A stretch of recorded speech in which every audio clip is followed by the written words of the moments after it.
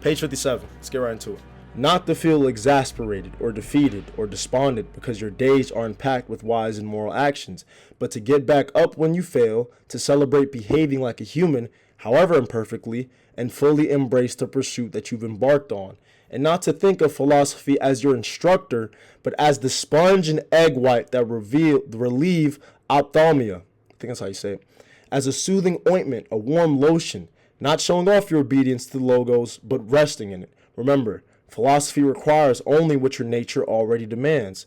What you've been after is something else, again, something unnatural. But what could be preferable? That's exactly how pleasure traps us, isn't it?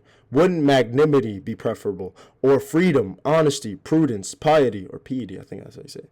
And is there anything preferable to thought itself, to logic, to understanding? Think of their sure-footedness, their fluent stillness. Passage 10.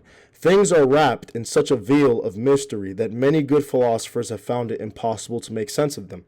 Even the Stoics have trouble. Any assessments we make is subject to alteration. Excuse me. Oh, excuse me. Woof. Oh, excuse me. Okay. Just as we are ourselves. Look closely at them, how impermanent they are, how meaningless. Things that a pervert can own, a whore, a thief. Ugh. Again, look closely at them, how impermanent they are, how meaningless. Things that a pervert can own, a whore, a thief. Then look at the way the people around you behave. Even the best of them are hard to put up with, not to mention putting up with yourself. In such deep darkness, such a sewer, in the flux of material, of time, of motion, and things moved, I don't know what there is to value or to work for. Quite the contrary. We need to comfort ourselves and wait for dissolution, and not get impatient in the meantime, but take refuge in these two things. Number 1, nothing can happen to me that isn't natural. Number 2, I can keep from doing anything that God and my own spirit don't approve. No one can force me to. Boom. All right. Let's unpack this a little bit. I like this. I like this analogy. Philosophy is the warm ointment to the rash of life. It's supposed to be the soothing ointment, as he says, not to think of philosophy as your instructor, but as the sponge and egg white that relieve ophthalmia, as a soothing ointment, a warm lotion, something to make you to make you feel better, to make you overcome it. It's not going to cure it. How do I say this? It's something to bring you back to. Okay, for example, I have eczema. When my eczema flares up, I put on a cortisone and it lowers it back down. Does that mean it's cured? No, it'll probably flare up another time, but anytime it does, I put cortisone or put the ointment to bring it back down. So anytime you're in your head and you're kind of going through these challenges and you're facing these troubles, use your philosophy, use your wisdom, use your knowledge to bring you back to make it make sense, if you will. Let's go back to talking about nature, talking about what your real nature is, what the real purpose is. The real purpose and the real nature is to help others to do what you have to do. To help others to do what you have to do. That is the real nature. That's what it's really about. So what you've been after, what you've been chasing is unnatural, whether it be a materialistic thing, whether it be something sinful, whether it be, you're looking for sex, or you're looking for finding comfort again in materials and luxury. That is unnatural. What you've been chasing is unnatural. Focus on the natural. Focus on what really matters, and that's your human nature. That's helping people. That's getting up and doing what you have to do because you have to do it. It's not about doing it for some deeper selfish purpose. It's for the sake of doing it. I love this line. How impermanent. Look closely at them. How impermanent they are. How meaningless. Things that a pervert can own, a whore, a thief. You're giving something so much value. Something that a pervert can own, a whore, a thief. People who are the scum of the earth, they can acquire whatever it is that you're overvaluing. They can acquire that as well. Let's not give it so much of our energy. Let's not give it so much of our mental space because it's impermanent. You're not going to have it one day. You're not going to have it. A whore may end up owning that. If a whore owns that as well, wouldn't you say that lowers the value? It's impermanent to begin with, but it's also something that a whore and a pervert, a thief can own. People who have no morals, they can own that as well. Think about how much less value that has, right? Until death. Oh my goodness. Until we die, right? That's what he means by and wait for dissolution and not get impatient, not sit around waiting for death. But until we die, take refuge in these two things. Number 1, nothing can happen to me that isn't natural. If you're tired, if you feel like shit, if some bullshit happens to you, like regardless of what your situation, it's natural. You can say, oh, this isn't supposed to. No, it's natural. It's probably happened to someone else. So you have to accept it. So until death, accept whatever happens to you. Take on whatever happens to you, and don't get a fuss about it. Don't get upset about it. Don't get frustrated with it or flustered. You have to accept it because it's natural. You're never gonna be given something that isn't unnatural, that isn't fucking out of this world. It's happened to someone else, right? So I can keep from doing anything that God and my own spirit don't approve. No one can force me to. No one can force you to do something that God wouldn't approve of and that your own spirit wouldn't approve of. It is your choice to do something. There's a line later that I'm gonna say, and I'm gonna spoil it now, but if the smoke makes me cough, I can leave. Okay, 61 to 62. Again, we're gonna jump a few pages because I just want to give you guys the best shit. How many more pages we got here? We got a couple more pages left. Okay? Get ready. The Funk Flex bombs are coming. 61, passage 22. If it does not harm the community, it does not harm its members. When you think you've been injured, apply this rule. If the community isn't injured by it, neither am I. And if it is, anger is not the right answer. Show the offender where he went wrong. Passage 23. Keep in mind how fast things pass by and are gone, those that are now and those to come. Existence flows past us like a river. The what is in a constant flux. The why has 1,000 variations. Nothing is stable, not even what's right here. The infinity of past and future gapes before us, a chasm whose depths we cannot see. So it would take an idiot to feel self-importance or distress or any indignation either, as if the things that irritate us lasted. Passage 24. Remember, matter, how tiny your share of it. Time, how brief and fleeting your allotment of it is. Fate, how small a role you play in it. Passage 25. So other people hurt me. That's their problem. Their character and actions are not mine. What is done to me is ordained by nature. What I do by my own. Passage 26. The mind is the ruler of the soul. It should remain unstirred by agitations of the flesh. Gentile, oh my gosh. I'm not reading the Bible. We're not talking about the Gentiles, Dennis. Oh my goodness. Again, the mind is the ruler of the soul. It should remain unstirred by agitations of the flesh, gentle and violent ones alike, not mingling with them, but fencing itself off and keeping those feelings in their place. When they make their way into your thoughts through the sympathetic link between mind and body, don't try to resist the sensation. The sensation is natural, but don't let the mind start in with judgments calling it good or bad. Passage 27. To live with the gods and to do that is to show them that your soul accepts what is given and does what the Spirit requires. The Spirit God gave each of us to lead and guide us, a fragment of himself, which is our mind, our logos. Passage 28. This is oof. Don't be irritated at people's smell or bad breath. What's the point? With that mouth, with those armpits, the boy started flaming them. With those armpits, they're going to produce that odor. But they have a brain. Can't they figure it out? Can't they recognize their problem? So you have a brain as well. Good for you. Then use your logic to awaken his. Show him. Make him realize it. If he'll listen, then you have solved the problem without anger. Passage 28a. Neither player king nor prostitute. Passage 29. You can live here as you expect to live there. And if they won't let you, you can depart life now and forfeit nothing. If the smoke makes me cough, I can leave. What's so hard about that? Until things reach that point, I'm free. No one can keep me from doing what I want. And I want what is proper to rational beings, living together.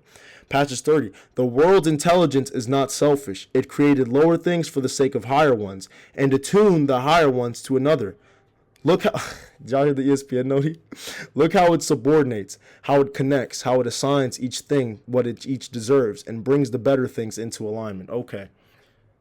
Let me just check that ESPN update. Some more Olympic shit. Who cares, right? Cool. Sorry, guys. Reading a text. Making sure I have no missed calls. Cool. All right, bet. Let's fucking dive right into it. All right, fucking bars in that motherfucker. Okay, the community. The community. Let's go to what he said. If the community isn't injured by it, neither am I. And if it is, anger is not the answer. Show the offender where he went wrong. If my people, if the people around you, if the world is not affected by it, if you are the only one that is affected by it, then it is fine. Then it is fine. That is okay. It is not the end of the world. Think about that saying. It is not the end of the world. The world isn't ending. Be happy. Oh my God, I fucking lost my wallet. That's cool. It's not the end of the world. You can still go get those things back. You can still go reimburse those things. It's not the end of the world. And even if you can't, so be it. They were impermanent to begin with, right? So if the community is unharmed, then I should feel unharmed as well. Oh, I got a boo-boo. My sisters don't got a boo-boo. My mom don't got a boo-boo. Like, my brother doesn't have a boo-boo. So I'm fine. It's fine. It's whatever. The community is unaffected by it. So I am fine. All right? And that's the unselfishness. That should be our unselfishness speaking. I feel like it's selfish to think that, oh, if I'm fucking feeling like shit, then everyone else should feel like shit. The world is probably shit right now because I feel terrible. No, the community is fine, my brother. You are the one that is dealing with it. So you must overcome it. Why? So you can then better and help the community, right? Existence flows past us like a river. Think about it, guys.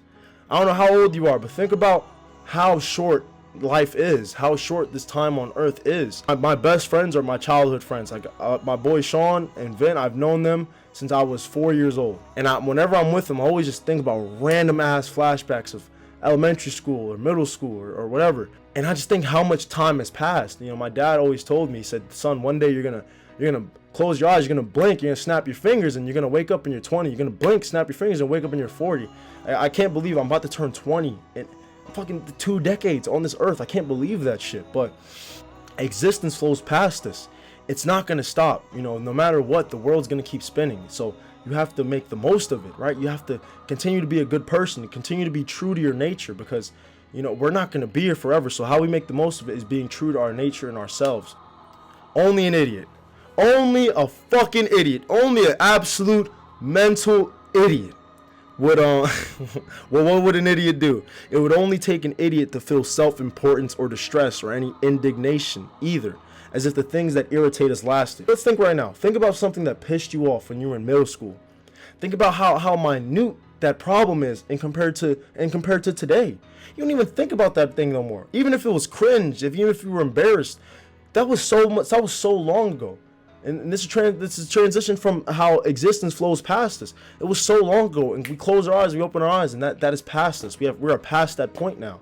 So only an idiot will feel distressed about things that irritate him, or things that make him feel good, things that make him feel important when they only last but so long. The glory and the defeat, it only lasts but so long. One day we're gonna have to get over it. We're gonna get past it, and it's not a matter of if, it's a matter of when, because we will get past it. It's only a matter of when we do. Right? So only an idiot would be irritated by things that will not affect him in a year, that will not affect him in 2 weeks. Life's faintness, again, to play into how short life is.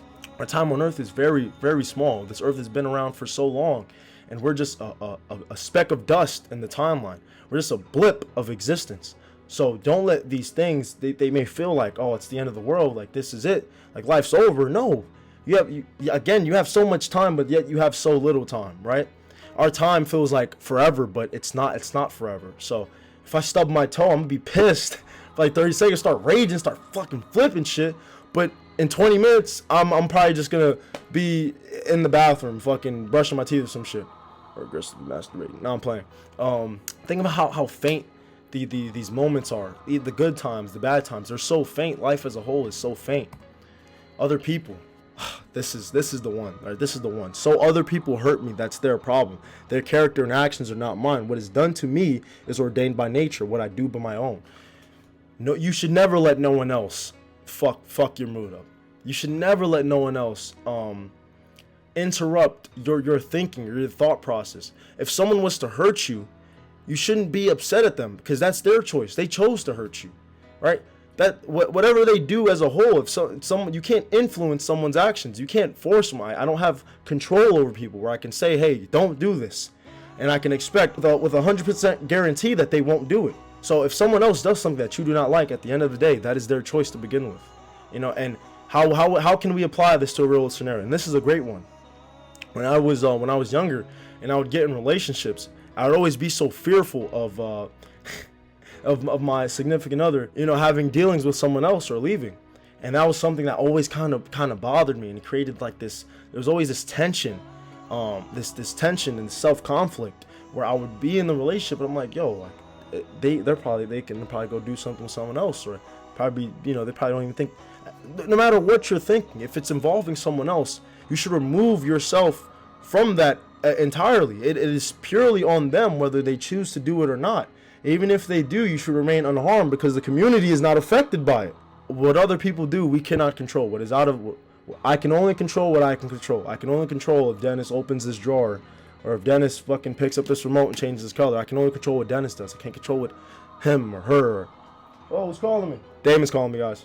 Yo, let me call you right back. I'm recording the video.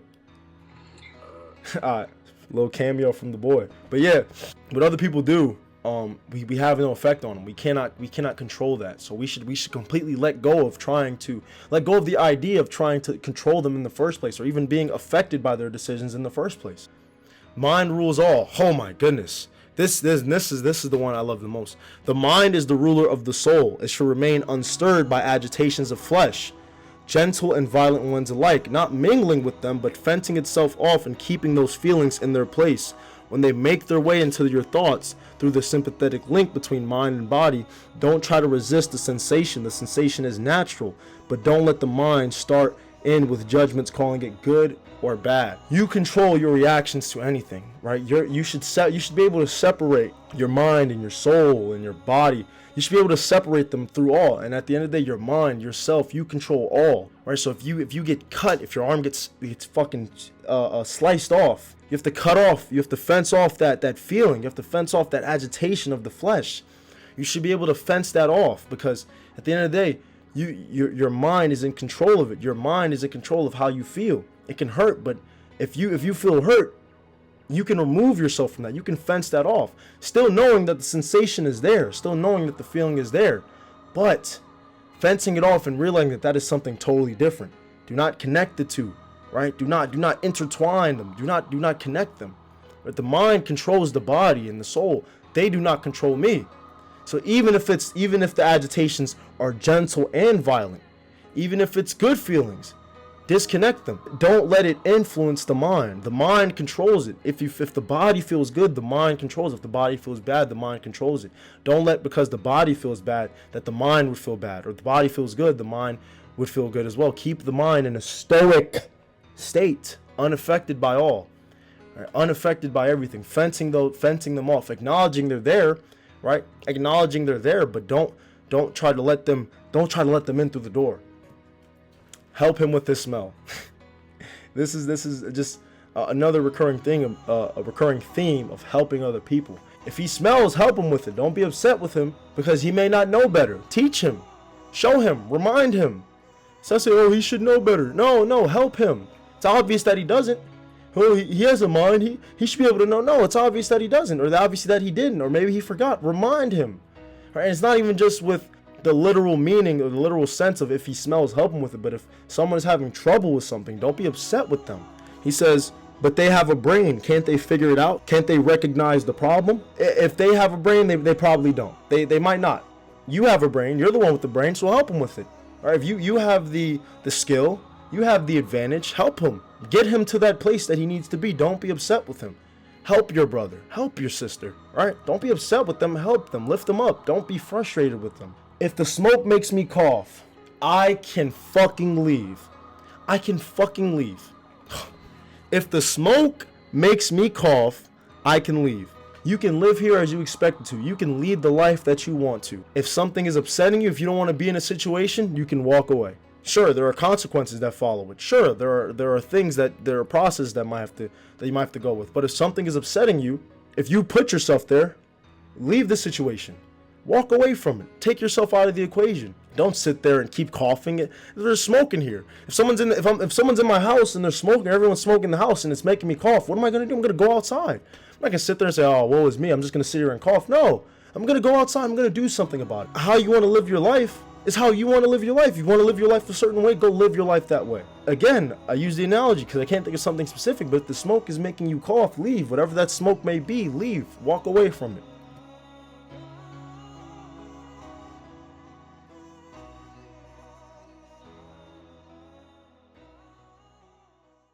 Get married. I mean, you can't get married. I'm a 30-year-old boy. We're a generation of men raised by women. I'm wondering if another woman is really the answer we need.